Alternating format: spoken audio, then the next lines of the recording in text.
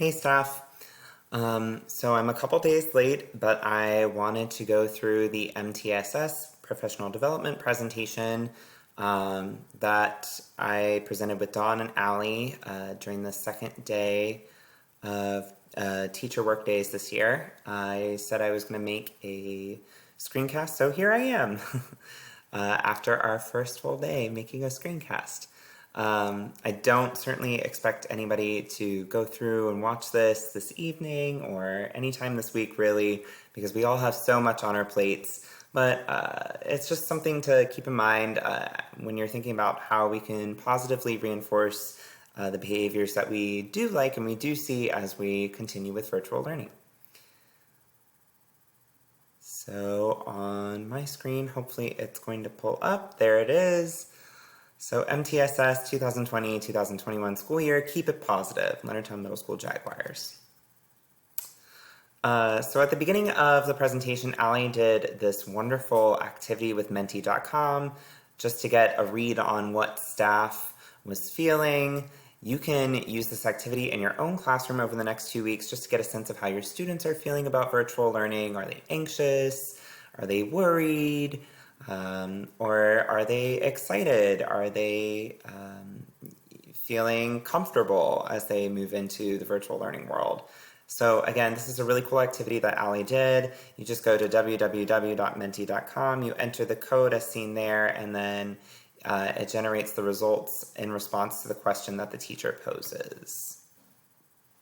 So the objectives of the presentation, again, were to inform staff of the purpose of the LMS MTSS committee and how we are going to operate this year, to engage you with possible opportunities to create possible scenarios of when to give virtual PAWS badges, and to engage staff in a dialogue about setting expectations and norms for virtual learning.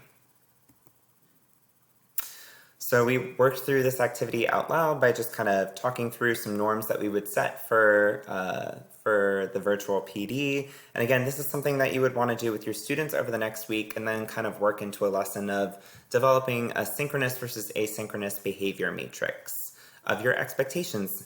So some of the expectations that we came up with for when we were doing the PD was to mute your microphone, no silly useless chat comments, again, having a focused chat, refraining from distracting gestures when you're in the camera. Instead of doing like this, you would just, calmly observe, or you might even turn off your camera for portions, being respectful in the chat, respectful of others' opinions, joining the meeting on time, and then being engaged in the meeting and what I have to say to you. So the agenda that we reviewed, we started with a review game of what does it mean to pause before you act. We went over some general information about MTSS this year, and then we kind of went through the rollout part 1, virtual reinforcing positive behaviors, how you can use badges in Schoology to reinforce those positive behaviors that we see our students displaying while virtual learning. And then if you had any additional time, you would have begun working on some ideas for your behavior matrix as far as that synchronous versus asynchronous for students, and thinking about how you're going to communicate that out to parents as well. And then Ms. Miller talked a little bit about a lesson resource that you could use with your students over the next week. So quick review, what does it mean to pause before you act? In other words, tell me what PAWS stands for. And we had many people that chimed in. So for those that don't know, PAWS are the behavior expectations that we teach all students and we reinforce through all staff at Leonardtown Middle School. The P stands for polite and positive. The A stands for accept responsibility. W is for work hard. And the S is for safety first. So again, when we say keep it positive, have a pause-tastic day, Jaguars. Or pause before you act, again, we're trying to reinforce those positive expectations that we have of all of our students and are being reinforced through all of our staff. So some general information about the MTSS committee. What is MTSS? It stands for Multi-Tiered System of Support. It is a data-driven framework, and it places a focus on the social culture and behavior support of our Jaguars. It also places a focus on creating an effective and positive learning environment for all students. So again, these are the expectations that we teach all students, and then we look at what supports we can put in place to support our students in meeting those behavior expectations. And through having this unified approach of using that same behavior-specific praise, we really kind of shape the culture of our school and really shape the behavior supports that we put in place for all of our Jaguars. So again, how do we implement these focuses? We teach routines, we build relationships with our students, and we positively acknowledge the behavior that we like with behavior-specific praise. So using that behavior-specific language of being polite and positive, accepting responsibility. We acknowledge when students are working hard. We acknowledge when they put their safety first. I like to say a little bit about my personal experience with MTSS. I was involved in the MTSS committee at Leonardtown Middle School when it first came about a couple years ago. But last year, I was the MTSS co-chairperson at Leonardtown High School. I worked collaboratively with another co-chair and the assistant principal at Leonardtown High School, and we looked at disciplinary data monthly, so that way we could look at the supports we were putting in place to help all students be successful in meeting our behavior expectations. We looked at interventions, incentives that we put in place to continue those behavior trends. We consistently looked at the TFI score, the Tiered Fidelity Inventory score, as a committee, and we worked on ways for us to improve or make gains towards our score. And I believe at Leonardtown Middle School, our score last year at the middle school was a 66%. So we're looking at what specific ways we can make gains this year. So we're going to be looking at that as a committee this year to see what we can do to improve upon our score. And then also at the high school I was responsible, we decided that we put on these school-wide incentives to reward our students for the positive behavior expectations that they displayed. We would give them what we called a strong buck, so we had kind of a school-wide monetary system that we would use, and the students would earn strong bucks, and then using those strong bucks, they were able to go to the school-wide events, such as the student staff karaoke. They could go to a disc dog show. We had a staff member that has his own dog kind of, his dog disc jockey team that he held a school-wide event that students could go to. We had spirit weeks such as Raider Cup and Winter Week. And so we put on one event a month, which was very ambitious, I would say. And students would, display their positive behaviors, earn the strong buck, and then go to the event. So our data really improved a lot last year. And I'm going to talk more about that in just a second. So again, for me, I'm always a little bit skeptical of a new framework or a new approach, and I always say, okay, prove to me that that works. Let me see some data. And so I have some data to show you. In October 2018 versus October 2019 at Leonardtown High School, you'll see that our data significantly decreased because we put a heavy focus on using behavior-specific praise, having a unified approach through the MTSS committee in terms of how we positively reinforce behaviors and providing incentives for students. So you'll see that disrespect referrals went down from 22 to 13, and subordination referrals went down from 26 to 24. Disruption, which is probably the biggest drop, was from 43 to 11, and class cutting went from 32 to 18, which is a pretty big amount of referral decrease.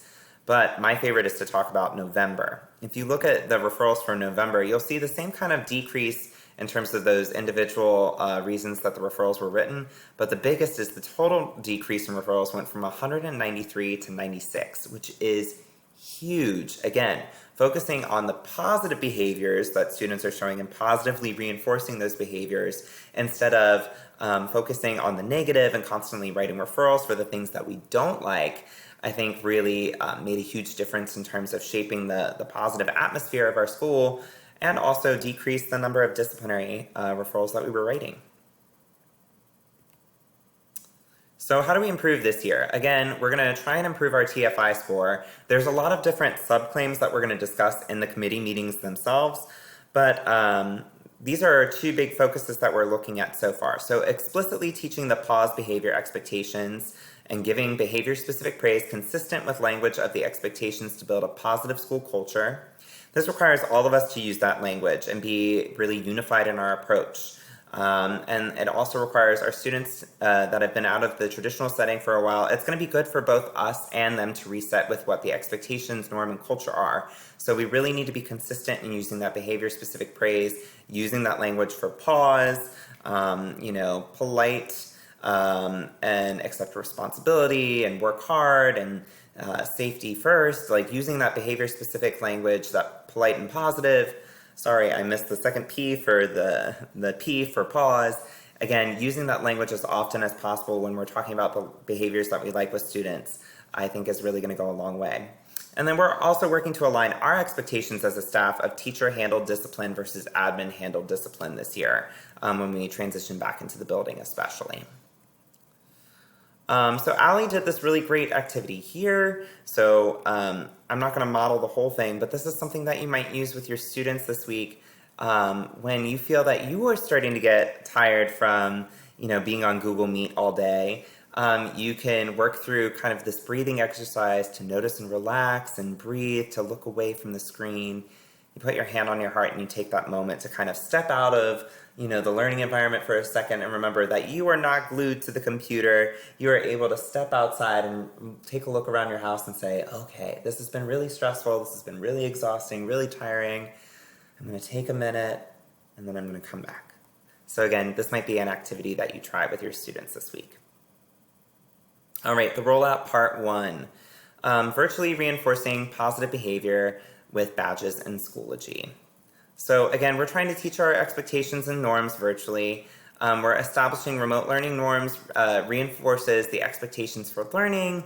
A collaborative norm cultivation leads to a greater success. And then planning for and addressing norms will promote participation and engagement. So we need to tie our remote learning norms to the PAWS expectations to facilitate transition to in-person learning as well. So if we teach our expectations for PAWS now, when we come back into the building, hopefully it'll be a seamless transition. That's the hope, at least. So again, we're trying to use that behavior-specific language as often as possible, and one way to do that is through badges, which we'll get to in just a second.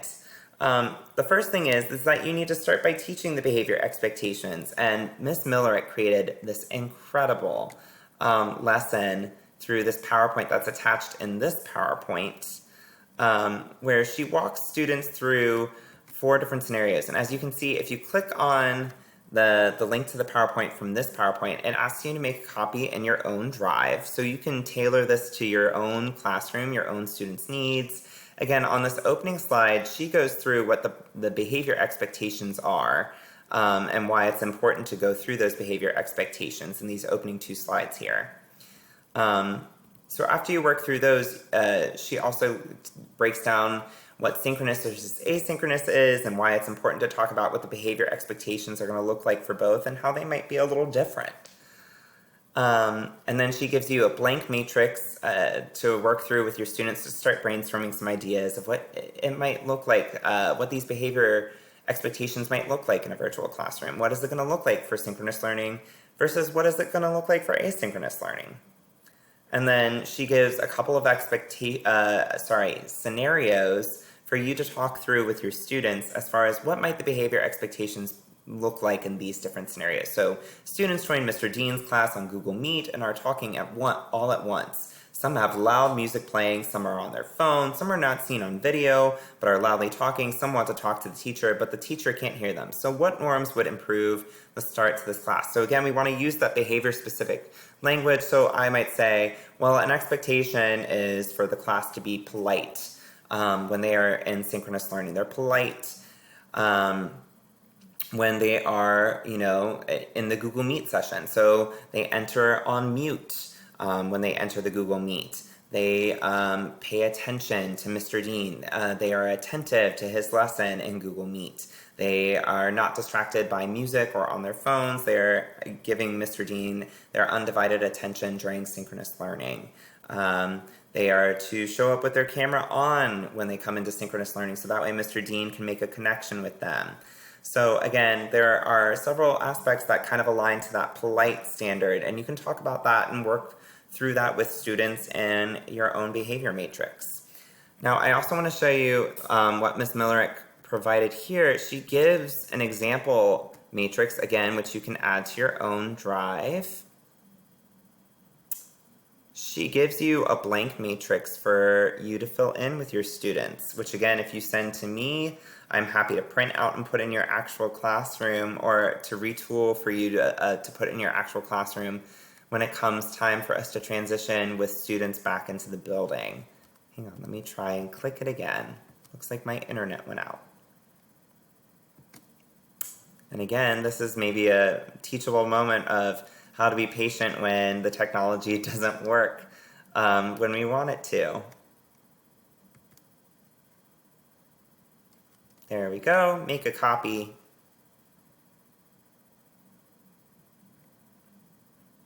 And it's just moving a little bit slower than normal. But as you can see, it's good to work through these different scenarios with students, and at the end, Ms. Miller provided a closure. Let's look at our PAWS matrix and see if we need to add anything. So that leads to further discussion with the students. And then she even gives you a Kahoot quiz that you could use with students for them to tell you what they know about the PAWS expectations.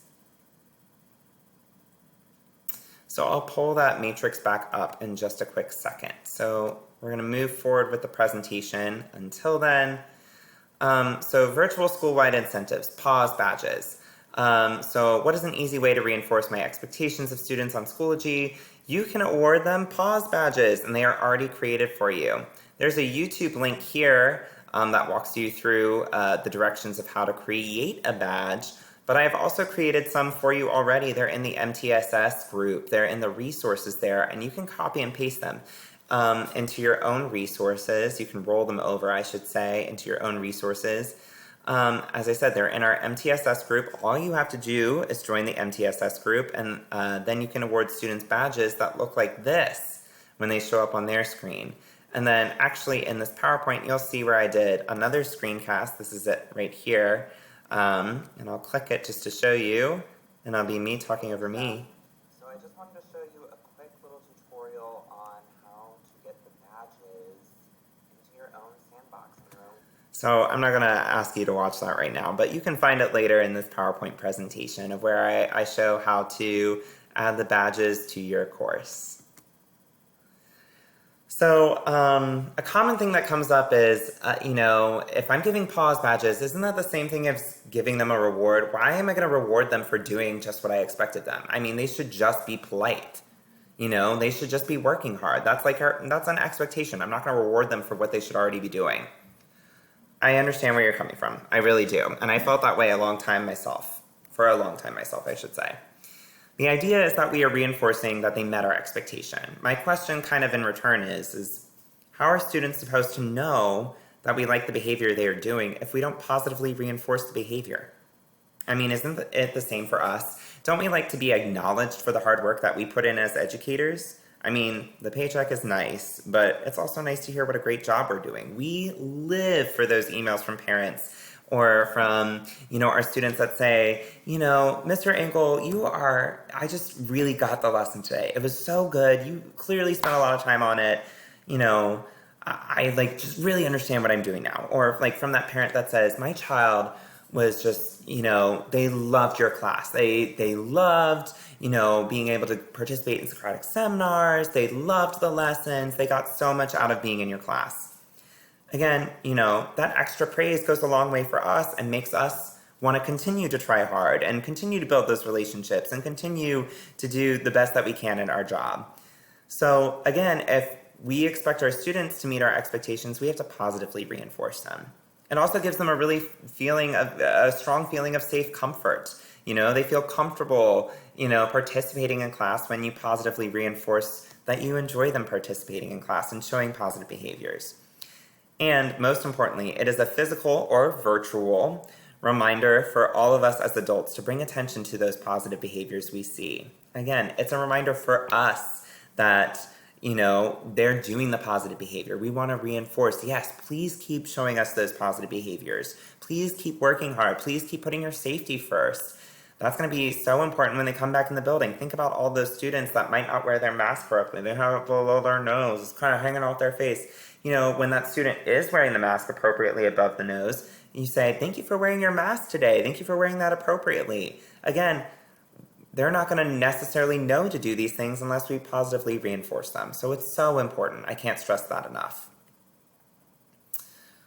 This slide is kind of a rehash of the last one. Again, it's just so important that we use behavior-specific praise and that we all use that same language that's aligned with those PAWS expectations. The last thing I want to stress is that it's really important to be consistent and timely in how you distribute the PAWS badges. Again, you need to try and give the reward as close to the behavior that you liked as possible. Otherwise, one, you'll forget what the student did, you'll forget about the behavior, and you'll be like, wait, what am I giving them a reward for? And two, the student will forget what was the behavior that they were getting rewarded for. And we want them to remember that behavior and think, oh, I want to do that again. I got a reward for that, I really should I should continue to work hard. I should continue to submit my assignments, in a timely fashion on Schoology. Or, ooh, I should accept responsibility for checking my assignments on my asynchronous days, right? We want them to associate the reward with the behavior, so that way the behavior keeps repeating. And always, always, always use that behavior-specific praise that's aligned with that PAWS language. So again, one last time, what does it mean for a student to show PAWS or positive behaviors?